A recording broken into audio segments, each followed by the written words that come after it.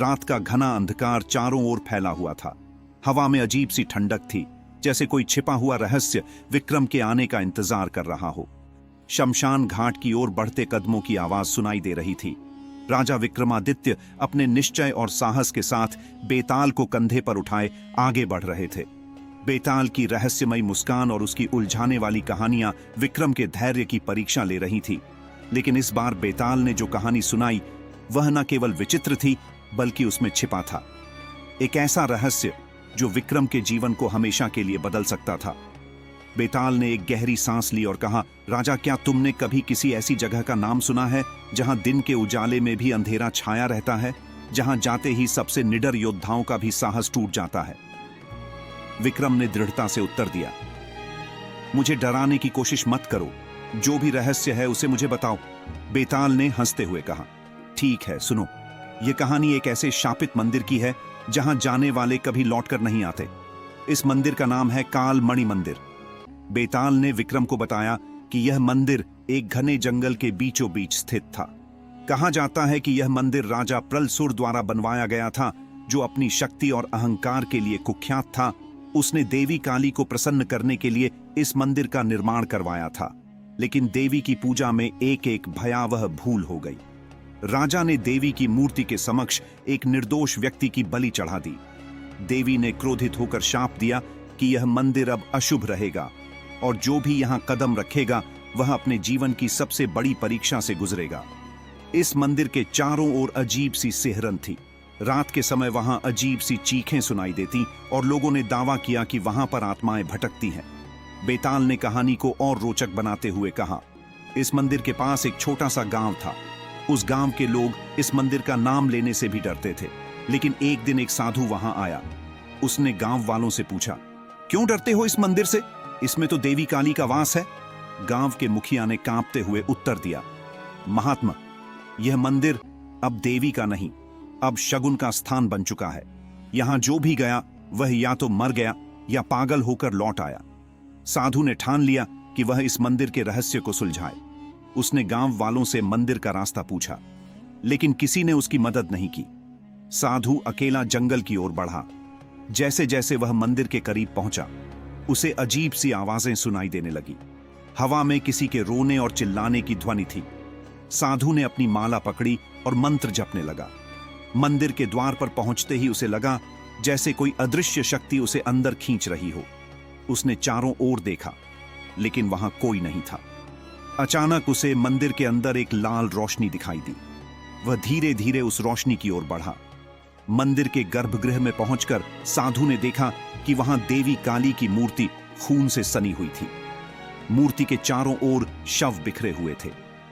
साधु ने अपनी माला और त्रिशूल उठाया और देवी की स्तुति करने लगा, लेकिन तभी मूर्ति में हलचल होने लगी। साधु ने देखा कि मूर्ति की आंखें जलने लगी और वह बोल पड़ी, तू कौन है जो यहां आने की हिम्मत कर रहा है? क्या तुझे अपनी मृत्यु का भय नहीं?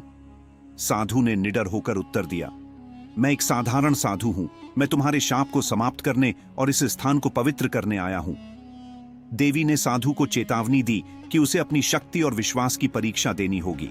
अगर वह सफल होता है तो मंदिर फिर से पवित्र हो जाएगा, लेकिन अगर असफल हुआ तो उसकी आत्मा भी यहीं फंस जाएगी। साधु ने चुनौती स्वीकार कर ली। साधु ने मंत्र जपना शुरू किया। चारों ओर काली आंधी चलने लगी। मंदिर के पत्थर उठने लगे। चारों ओर चीख पुकार मच गई। साधु ने अपनी आंखें बंद कर लीं और देवी के चरणों में समर्पण कर दिया। बेताल ने विक्रम से पूछा, तो बताओ राजा विक्रम, क्या साधु को अपनी परीक्षा में सफलता मिली होगी? अगर हां तो कैसे, और अगर नहीं तो क्यों? विक्रम ने गंभीर स्वर में कहा, इस प्रश्न का उत्तर देने से पहले मुझे पूरी कहानी सुननी होगी। इस साधु की परीक्षा केवल शक्ति की नहीं बल्कि उसकी आस्था की थी। बेताल ने ठहाका लगाया और कहा, बहुत अच्छा राजा, लेकिन याद रखना, यह कहानी जितनी गहरी लगती है उससे कहीं अधिक खतरनाक है। अगला अध्याय तुम्हें और भी उलझा जाएगा। तैयार हो? विक्रम ने सिर हिलाया और अपनी यात्रा जारी रखी, लेकिन उसकी आंखों में एक अजीब सी चमक थी, जैसे वह इस रहस्य को सुलझाने के लिए पूरी तरह तैयार हो। रात गहरी हो चुकी थी। जंगल के पेड़ साए साए कर रहे थे और विक्रमादित्य ने बेताल को कंधे पर उठाए अपनी यात्रा जारी रखी। बेताल की रहस्यमय कहानी ने विक्रम के मन में जिज्ञासा पैदा कर दी थी। काल मियां बेताल ने धीरे से कहा, राजा विक्रम, जो कहानी मैंने शुरू की है वह साधारण नहीं है। यह साधु की दृढ़ता, विश्वास और साहस की परख थी। परंतु क्या साधु उस परीक्षा में सफल हुआ या फिर वह भी उन आत्माओं की तरह इस मंदिर का हिस्सा बन गया? विक्रम ने खड़े स्वर में कहा, बेताल, बिना विचलित हुए पूरी कहानी सुनाओ। मैं जानना चाहता हूं कि साधु की अंतिम परीक्षा क्या थी। बेताल ने एक गहरी हंसी के साथ कहा, तो सुनो राजा, जब साधु ने देवी काली के चरणों में समर्पण किया तब मंदिर का पूरा वातावरण बदल गया। खून से सनी हुई मूर्ति अब जीवित प्रतीत हो रही थी। देवी ने अपनी प्रचंड आवाज में कहा, हे साधु, यदि तू वास्तव में मेरे इस मंदिर को पवित्र करना चाहता है तो तुझे 3 कठिन परीक्षाओं से गुजरना होगा। यदि तू असफल हुआ तो तेरी आत्मा भी इस मंदिर की दीवारों में कैद हो जाएगी। साधु ने बिना डरे कहा, हे देवी, मैं आपकी कृपा और आशीर्वाद से इन परीक्षाओं का सामना करूंगा। देवी ने पहली परीक्षा का संकेत दिया और साधु को एक अंधेरी गुफा में भेज दिया। गुफा के अंदर घना अंधकार था। साधु ने महसूस किया कि उसके चारों ओर कुछ अदृश्य शक्तियां घूम रही थीं। गुफा की दीवारों से भयानक आवाजें आ रही थीं, जैसे किसी ने प्राचीन मंत्रों को तोड़ मरोड़ कर दोहराया हो। अचानक एक गूंजती हुई आवाज आई, हे साधु, यदि तू सत्य का साधक है तो इस अंधकार में छिपे सत्य को खोज, लेकिन ध्यान रहे, जो तू देखेगा वह तुझे भ्रमित करेगा। साधु ने अपनी माला को कसकर पकड़ लिया और मंत्रों का जाप शुरू किया। जैसे जैसे वह आगे बढ़ा, उसे कई भयानक दृश्य दिखाई दिए। उसने देखा कि उसके आसपास उसकी ही छाया उसे मारने के लिए दौड़ रही थी, लेकिन साधु ने अपनी आंखें बंद कर ली और ध्यान केंद्रित किया। अचानक गुफा की दीवारों पर एक शब्द चमकने लगा, आत्मशक्ति। साधु ने तुरंत समझ लिया कि सत्य केवल आत्मशक्ति और विश्वास में ही छिपा है। उसने देवी के नाम का स्मरण किया और गुफा का अंधकार अचानक दूर हो गया। गुफा से बाहर निकलते ही साधु को एक विशाल हॉल में ले जाया गया। वहां सोने, चांदी और अनगिनत रत्नों का अंबार लगा हुआ था। देवी की आवाज गूंजी, साधु, यदि तू इन रत्नों को लेकर मंदिर छोड़ दे तो मैं तुझे मुक्त कर दूंगी, लेकिन यदि तूने इसे ठुकराया तो तुझे अपनी अगली परीक्षा का सामना करना होगा। साधु ने चारों ओर देखा। इतनी संपत्ति देखकर भी उसके मन में कोई लालच नहीं आया। उसने शांत स्वर में कहा, हे देवी, मैं धन और संपत्ति का साधक नहीं हूं। मेरा उद्देश्य इस मंदिर को पवित्र करना है।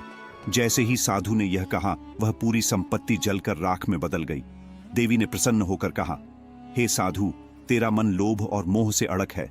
अब तेरी अंतिम परीक्षा होगी। साधु को एक खुले मैदान में ले जाया गया। वहां चारों ओर घना कुहासा था। मैदान के बीचों बीच एक जलता हुआ दीपक रखा था।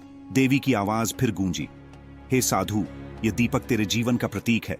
इसे बुझने मत देना, लेकिन ध्यान रहे, दिशाओं से तूफान आएंगे और तुझे हर तरह की बाधाओं का सामना करना होगा। साधु ने दीपक को उठाया और चारों ओर से आती भयानक हवाओं का सामना करने लगा। काली आंधियां उसे गिराने की कोशिश कर रही थीं, लेकिन वह अपनी जगह अडिग रहा।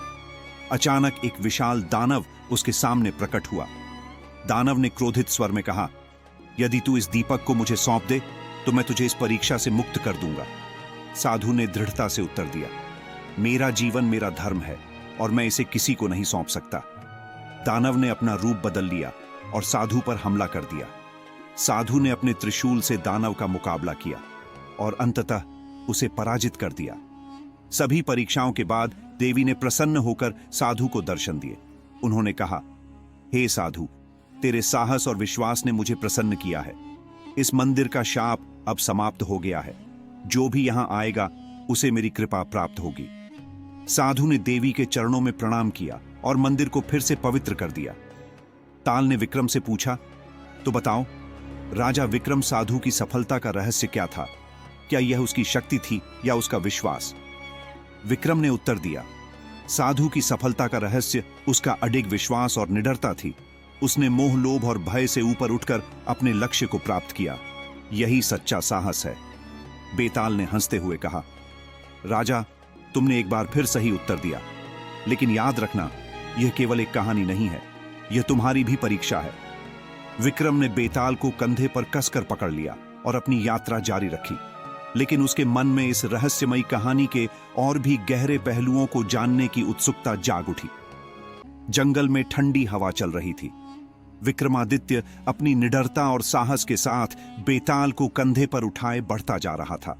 बेताल ने अपनी रहस्यमयी हंसी के साथ कहा, हे विक्रम, तुमने अब तक हर कहानी में सत्य को खोज निकाला है, लेकिन इस बार जो कहानी मैं सुनाने जा रहा हूं वह तुम्हारे धैर्य और बुद्धि की परीक्षा लेगी। यह कहानी है एक ऐसी राजकुमारी की जो शापित थी और जिसकी नियति मृत्यु और रहस्य से जुड़ी हुई थी। क्या तुम सुनने के लिए तैयार हो? विक्रम ने गंभीर स्वर में कहा। बेताल, मैं हर कहानी के पीछे छिपे सत्य को खोजने के लिए तैयार हूं। बताओ उस शापित राजकुमारी की कहानी क्या है? यह कहानी है प्राचीन राज्य संगीत अर्धवृत्त अपनी एकमात्र संतान राजकुमारी चंद्रलेखा से बेहद प्रेम करते थे। राजकुमारी अपने नाम की तरह ही सौंदर्य की प्रतिमूर्ति थी, लेकिन उसकी सुंदरता के पीछे छिपा था एक भयानक रहस्य। कहते हैं कि राजकुमारी के जन्म के समय एक ब्रह्मस ने राजा सोमदत्त से कहा था, राजा, तुम्हारी बेटी असाधारण गुणों की धनी होगी, लेकिन उसके भाग्य में एक भयानक शाप लिखा है। यदि उसकी शादी 25 वर्ष की आयु से पहले नहीं हुई तो वह एक अभिशप्त आत्मा बनकर रह जाएगी। राजा इस भविष्यवाणी से विचलित हो गए, लेकिन उन्होंने इसे किसी से साझा नहीं किया। चंद्रलेखा केवल अपनी सुंदरता ही नहीं, बल्कि अपने अद्भुत ज्ञान और साहस के लिए भी प्रसिद्ध थी। वह बचपन से ही शस्त्र और शास्त्र दोनों में निपुण थी, लेकिन जैसे जैसे उसकी आयु बढ़ी, अर्धवार्षिक संगीत अब इन संगीत, क्योंकि भविष्यवाणी की अंतिम तारीख पास आ रही थी, उसी समय पड़ोसी राज्य के राजकुमार रुद्रसेन अर्धवंत आए। उनकी वीरता और बुद्धिमत्ता ने चंद्रलेखा को प्रभावित किया। दोनों के बीच प्रेम का अंकुर फूट पड़ा, लेकिन जिस दिन उनकी सगाई की घोषणा होने वाली थी, उसी रात राजकुमारी गायब हो गई। रात के तीसरे पहर राजकुमारी को महल के पुराने खंडहर में देखा गया। जब राजा और रुद्रसेन वहां पहुंचे तो उन्हें एक भयानक दृश्य दिखाई दिया। चंद्रलेखा एक अज्ञात शक्ति से घिरी हुई थी। उसकी आंखें चमक रही थीं और वह किसी अनजानी भाषा में कुछ बोल रही थी। उसी समय एक रहस्यमय साधु वहां प्रकट हुआ। उसने राजा को बताया, हे सोमदत्त, यह तुम्हारी बेटी पर लगे शाप का प्रभाव है।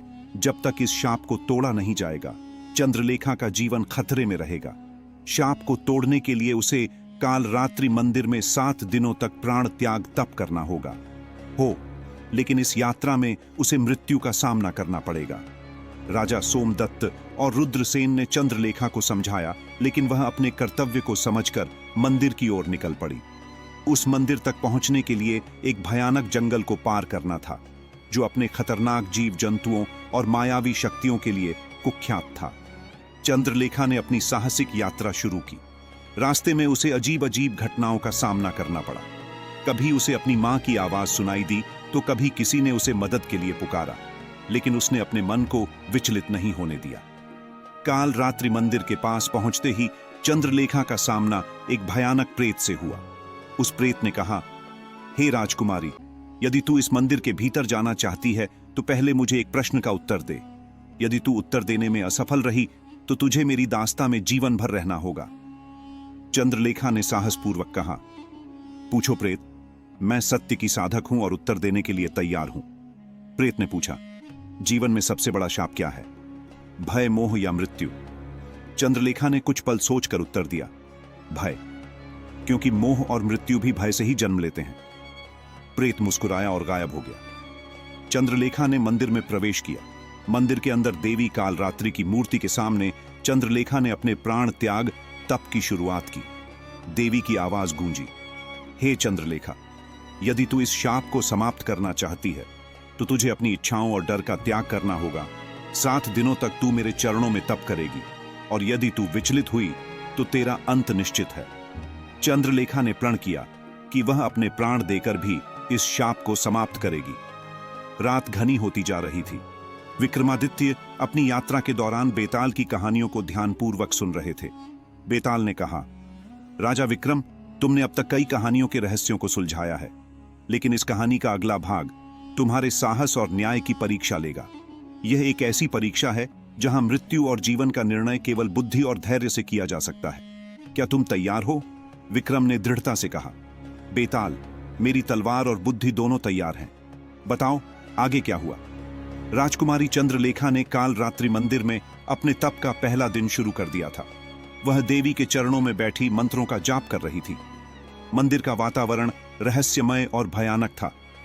हर कोने से अजीब आवाजें सुनाई देती, मानो कोई अदृश्य शक्ति उसे विचलित करने का प्रयास कर रही हो। लेकिन चंद्रलेखा का ध्यान अधिक था। तभी आधी रात को मंदिर के द्वार पर एक भयानक अट्टहास गूंजा। वह एक राक्षस था जिसने मंदिर में प्रवेश करने की कोशिश की। राक्षस ने गगन भेदी स्वर में कहा, हे राजकुमारी, तेरा तप व्यर्थ है। इस शाप को तोड़ने का कोई उपाय नहीं। लौट जा और अपनी नियति को स्वीकार कर ले। चंद्रलेखा ने साहसपूर्वक उत्तर दिया, मैं अपने धर्म और कर्तव्य से पीछे नहीं होंगी। यदि तुम्हें मेरे तप में विघ्न डालने की शक्ति है तो कोशिश करो। राक्षस क्रोधित होकर मंदिर के भीतर प्रवेश करने लगा। लेकिन जैसे ही उसने देवी की सीमा पार करने की कोशिश की, एक दिव्य प्रकाश प्रकट हुआ। वह राक्षस वहीं रुक गया। राक्षस ने चंद्रलेखा को घूरते हुए कहा, यदि तू इस शाप को तोड़ना चाहती है तो तुझे मेरी 3 पहेलियों का उत्तर देना होगा। यदि उत्तर सही हुआ तो मैं तेरे तप में बाधा नहीं डालूंगा, लेकिन यदि उत्तर गलत हुआ तो मैं तुझे यही समाप्त कर दूंगा। चंद्रलेखा ने दृढ़ स्वर में कहा, पूछो अपनी पहेलियां, मैं सत्य की साधक हूं। राक्षस ने पूछा, इस संसार में सबसे मूल्यवान वस्तु क्या है जिसे खोने से मनुष्य सबसे अधिक पीड़ा से? चंद्रलेखा ने कुछ क्षण सोचा और उत्तर दिया, विश्वास। क्योंकि यदि किसी का विश्वास टूट जाए तो जीवन की हर खुशी व्यर्थ हो जाती है। धनमान और यहां तक कि जीवन भी विश्वास के बिना अर्थहीन है। राक्षस मुस्कुराया, सत्य, तूने पहली पहेली का उत्तर सही दिया। अब सुन दूसरी पहेली, क्या जीवन में शक्ति अधिक महत्वपूर्ण है या प्रेम? क्यों? चंद्रलेखा ने उत्तर दिया, प्रेम, क्योंकि शक्ति केवल बाहरी नियंत्रण दे सकती है, लेकिन प्रेम आंतरिक प्रेरणा और शांति प्रदान करता है। शक्ति के बिना मनुष्य जीवित रह सकता है, लेकिन प्रेम के बिना जीवन नीरस और शून्य हो जाता है। राक्षस ने सिर हिलाया और कहा, तूने फिर से सही उत्तर दिया। अब अंतिम पहेली का उत्तर दे और अपनी परीक्षा पूरी कर। मृत्यु क्या है? एक अंत, एक आरंभ या कुछ और? क्यों? चंद्रलेखा ने शांतिपूर्वक उत्तर दिया, मृत्यु ना अंत है ना आरंभ, यह केवल परिवर्तन है। जैसे सूर्य अस्त होता है और पुनः उदय होता है, वैसे ही मृत्यु आत्मा के लिए केवल एक यात्रा है। यह भयभीत होने का कारण नहीं, बल्कि आत्मा के विकास का अवसर है। राक्षस यह सुनकर चकित हो गया। उसने अपने हाथ जोड़कर कहा, हे राजकुमारी, तेरा ज्ञान और धैर्य अद्भुत है। मैं तुझे तेरे तप में विघ्न नहीं डालूंगा। तेरा तप सफल हो। राक्षस के गायब होते ही मंदिर में फिर से शांति छा गई। लेकिन चंद्रलेखा को पता था कि उसकी परीक्षा अभी समाप्त नहीं हुई है। यह तो केवल शुरुआत थी। देवी काल रात्रि के आशीर्वाद को पाने के लिए उसे अपनी आत्मा की हर परीक्षा से गुजरना होगा। जंगल के बीचों बीच विक्रम और बेताल की यात्रा जारी थी। विक्रम की आंखों में स्थिरता और मन में अदम्य साहस था। बेताल ने धीमे स्वर में कहा, राजा विक्रम, जिस रहस्य की ओर तुम बढ़ रहे हो वह साधारण नहीं है। यह कहानी अब उस बिंदु पर पहुंच गई है जहां मृत्यु और समय का सबसे बड़ा रहस्य उजागर होगा। क्या तुम तैयार हो? विक्रम मुस्कुराया और दृढ़ता से बोला, बेताल, यदि कोई राजा अपने कर्तव्य से पीछे हट जाए तो वह राजा कहलाने के योग्य नहीं। बताओ आगे क्या हुआ? राजकुमारी चंद्रलेखा अपने तप में पूरी तरह लीन थी। 3 पहेलियों को हल करने के बाद उसने देवी कालरात्रि के स्वरूप का आभास करना शुरू कर दिया था। लेकिन जैसे ही उसने अपने नेत्र को बोले, मंदिर के मध्य में एक अजीब द्वार प्रकट हो गया। द्वार से काले धुएं का गुब्बार उठ रहा था और उसमें से रहस्यमयी आवाजें सुनाई दे रही थी, गूंजती थी। चंद्रलेखा, यदि तू इस द्वार के पास जाएगी तो तेरी परीक्षा और कठिन हो जाएगी। यह कालदेव का क्षेत्र है जहां समय और मृत्यु का खेल होता है। क्या तू तैयार है? चंद्रलेखा ने बिना किसी हिचकिचाहट के कहा, मैं इस यात्रा के हर चरण को स्वीकार करती हूं। मेरे संकल्प को भय डिगा नहीं सकता। जैसे ही चंद्रलेखा ने उस द्वार के भीतर कदम रखा, चारों ओर का दृश्य बदल गया। वह एक अजीब से शून्य में पहुंच गई जहां समय ठहर गया था। वहां केवल एक भव्य सिंहासन था जिस पर एक विशाल आकृति विराजमान थी। यह कालदेव थे, मृत्यु और समय के अधिपति। कालदेव ने गंभीर स्वर में कहा, चंद्रलेखा, मैं काल हूं। मैं वह शक्ति हूं जो सब कुछ नियंत्रित करती है, जीवन, मृत्यु और समय। यदि तू मेरे क्षेत्र में आई है तो तुझे मेरी शर्तें माननी होंगी। क्या तू तैयार है? चंद्रलेखा ने सिर झुकाकर कहा, देव, मैं सत्य की साधक हूं। आपकी हर शर्त स्वीकार है। कालदेव ने चंद्रलेखा की ओर देखा और कहा, तुझे मेरी 3 शर्तों को पूरा करना होगा। हर शर्त तुझे जीवन और मृत्यु के रहस्य को समझने के करीब ले जाएगी, लेकिन ध्यान रहे, यदि तू असफल हुई तो तुझे यहां काल चक्र में फंसकर अनंत काल तक भटकना पड़ेगा। चंद्रलेखा ने दृढ़ता से उत्तर दिया, मुझे अपनी परीक्षा पर विश्वास है, कृपया अपनी शर्तें बताएं। कालदेव ने कहा, पहली शर्त यह है कि तू अपने जीवन का सबसे बड़ा सत्य प्रकट करे। यदि तेरे शब्दों में सच्चाई होगी तो यह क्षेत्र तुझे अपने अगले चरण की ओर ले जाएगा। चंद्रलेखा ने कुछ क्षण मौन रहकर उत्तर दिया, मेरा सबसे बड़ा सत्य यह है कि मैं केवल अपने लिए नहीं बल्कि अपने राज्य और लोगों के कल्याण के यह तप कर रही हूं। मेरे राज्य की समृद्धि और सुख ही मेरे जीवन का उद्देश्य है। कालदेव मुस्कुराए और बोले, तेरे शब्दों में सच्चाई है, तूने पहली शर्त पूरी कर ली। अब सुन मेरी दूसरी शर्त। कालदेव ने अगली शर्त बताते हुए कहा, तुझे एक प्रश्न का उत्तर देना होगा। समय का सबसे बड़ा मूल्य क्या है? चंद्रलेखा ने तुरंत उत्तर दिया, समय का सबसे बड़ा मूल्य यह है कि यह लौट कर नहीं आता। जो मनु समय का सही उपयोग करता है वही अपने जीवन को सार्थक बना सकता है। समय को व्यर्थ करने वाला व्यक्ति जीवन की हर खुशी से वंचित रह जाता है। कालदेव ने सिर हिलाते हुए कहा, सत्य, तूने यह भी सही कहा। अब तेरी अंतिम परीक्षा की घड़ी आ गई है। कालदेव ने गंभीर स्वर में कहा, अब तुझे मृत्यु का सामना करना होगा। तेरे समक्ष 2 विकल्प होंगे। तू अपने जीवन की बलि देकर इस शाप को समाप्त कर सकती है या फिर अपने तप को छोड़कर वापस लौट सकती है। सोच समझकर निर्णय ले। चंद्रलेखा ने बिना एक क्षण गवाए उत्तर दिया, मैं अपने जीवन को बलिदान करने के लिए तैयार हूं। मेरे प्राणों का मूल्य मेरे राज्य और लोगों की भलाई से कम है। यदि मेरे तप से यह शाप समाप्त हो सकता है तो मैं सहर्ष मृत्यु को स्वीकार करूंगी। कालदेव यह सुनकर गंभीर हो गए। उन्होंने कहा, तूने अपनी परीक्षा में अद्भुत साहस दिखाया है। तेरे त्याग और संकल्प ने यह सिद्ध कर दिया कि तू सच्ची साधक है, इसलिए मैं तुझे आशीर्वाद देता हूं। कालदेव ने अपना आशीर्वाद देकर चंद्रलेखा को वापस कालरात्रि मंदिर में भेज दिया। मंदिर की ज्योत पहले से अधिक तेज हो गई थी। चंद्रलेखा जानती थी कि वह अपने तप की अंतिम सीढ़ी के पास पहुंच चुकी है।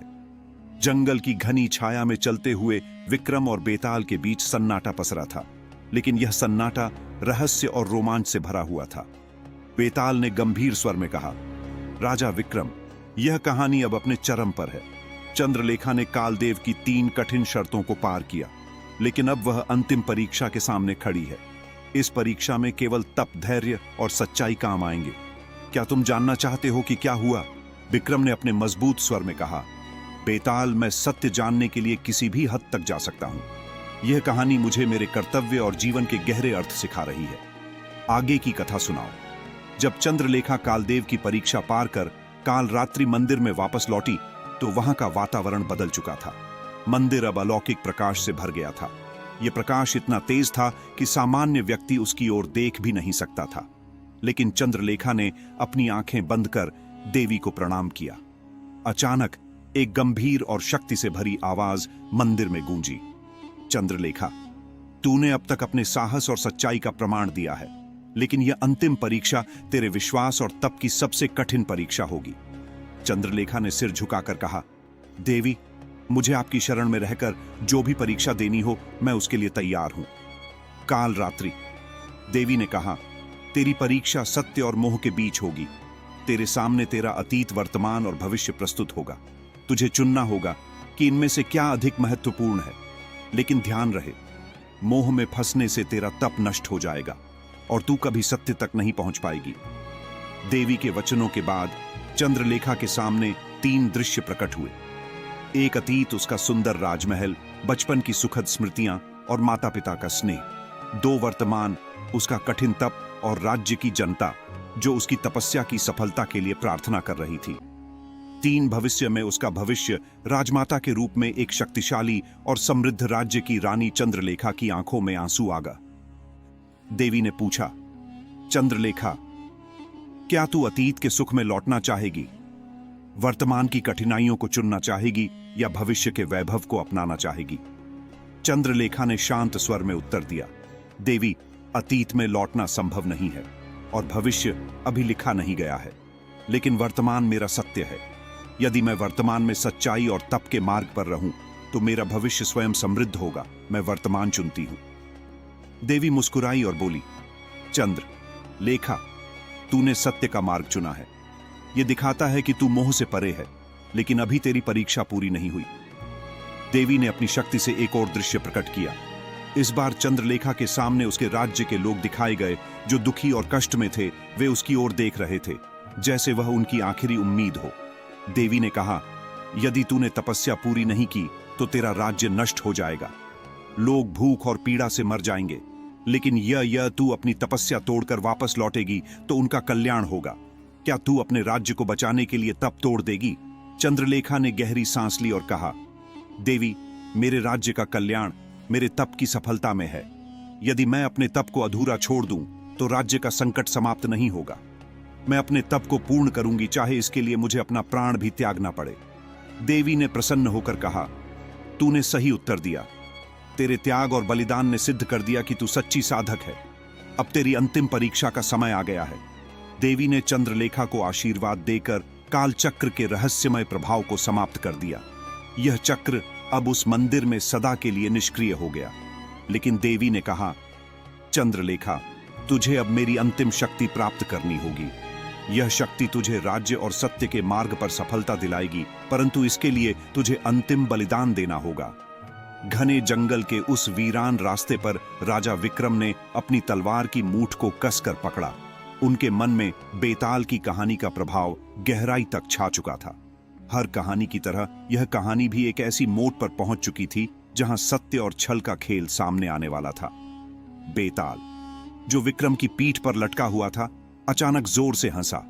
राजा विक्रम, अब तुम सच्चाई के इतने करीब हो कि तुम्हारे हर कदम के साथ यह जंगल भी तुम्हारा परीक्षण ले रहा है। क्या तुम इस कहानी के अंतिम अध्याय को सुनने के लिए तैयार हो? विक्रम ने दृढ़ता से कहा, बेताल, सत्य का मार्ग भले ही कठिन हो, लेकिन मैं इसे अंत तक सुनूंगा। अब अपनी कथा पूरी करो। चंद्रलेखा को कालरात्रि देवी ने अंतिम शक्ति प्राप्त करने के लिए एक आखिरी चुनौती दी। यह चुनौती न केवल उसकी तपस्या का परीक्षण था, बल्कि उसके धैर्य और विश्वास की भी परीक्षा थी। देवी ने कहा, तुझे अपने बलिदान से कालचक्र को सदा के लिए निष्क्रिय करना होगा। यह बलिदान तुझसे तेरे जीवन का सबसे कीमती अंश मांगेगा। क्या तू इसके लिए तैयार है? चंद्रलेखा ने बिना किसी झिझक के कहा, देवी, यदि मेरे बलिदान से मेरे राज्य और मेरे लोगों का कल्याण होता है तो मैं इसके लिए तैयार हूं। देवी ने चंद्रलेखा को कालचक्र के वास्तविक रहस्य के बारे में बताया। कालचक्र केवल एक शक्ति नहीं था, बल्कि यह उस समय का प्रतीक था जो सही और गलत, सत्य और असत्य को परखता था। चक्र हर युग में प्रकट होता है, देवी ने कहा, और केवल वही व्यक्ति इसे निष्क्रिय कर सकता है जो मोह, लोभ और भय से परे हो। तेरा त्याग और तपस्या इसे नष्ट कर सकती है, लेकिन इसके लिए तुझे अपनी आत्मा का एक हिस्सा त्यागना होगा। देवी के आदेश अनुसार चंद्रलेखा ने कालचक्र के सामने बैठकर ध्यान लगाया। उसने अपनी आत्मा का अंश समर्पित कर दिया। जैसे ही उसने यह बलिदान दिया, कालचक्र चमकने लगा और धीरे धीरे अदृश्य हो गया। उस समय मंदिर में चारों ओर दिव्य प्रकाश फैल गया। देवी ने प्रसन्न होकर कहा, चंद्रलेखा, तेरा तप और बलिदान व्यर्थ नहीं जाएगा। अब तुझे ऐसी शक्ति प्राप्त होगी जिससे तू अपने राज्य और प्रजा का कल्याण कर सकेगी। चंद्रलेखा ने अपने बलिदान के बाद एक नई ऊर्जा महसूस की। देवी ने उसे आशीर्वाद देकर कहा, तू अब केवल एक रानी नहीं, बल्कि सत्य और तपस्या का प्रतीक बन गई है। तेरा नाम युगों युगों तक याद किया जाएगा। चंद्रलेखा अपने राज्य में लौट आई। उसके आते ही चारों ओर खुशहाली छा गई। जनता ने उसे देवी का रूप मानकर पूजना शुरू कर दिया। बेताल ने अपनी कहानी समाप्त करते हुए विक्रम से पूछा, तो राजा विक्रम, यह बताओ कि चंद्रलेखा का बलिदान क्या उचित था? क्या उसने अपने राज्य और प्रजा के लिए जो किया वह सही था? क्या उसका तपस्या का मार्ग सबसे श्रेष्ठ था? विक्रम ने गंभीर स्वर में कहा, सत्य और तपस्या का मार्ग हमेशा कठिन होता है, लेकिन जो इस पर चलता है वही सच्चे अर्थों में राजा और रक्षक होता है। चंद्रलेखा का बलिदान उसके राज्य और प्रजा के लिए सबसे बड़ा उपहार था। उसका निर्णय न केवल उचित था, बल्कि प्रेरणादायक भी है। बेताल ने हंसते हुए कहा, राजा विक्रम, तुमने सही उत्तर दिया, लेकिन क्या तुम जानते हो कि यह कहानी केवल एक कथा नहीं, बल्कि तुम्हारे अपने जीवन का प्रतिबिंब है? विक्रम चौंक गए। मेरा जीवन, इसका क्या अर्थ है? बेताल बेताल ने विक्रम को बताया कि हर राजा के लिए यह कथा एक सीख है।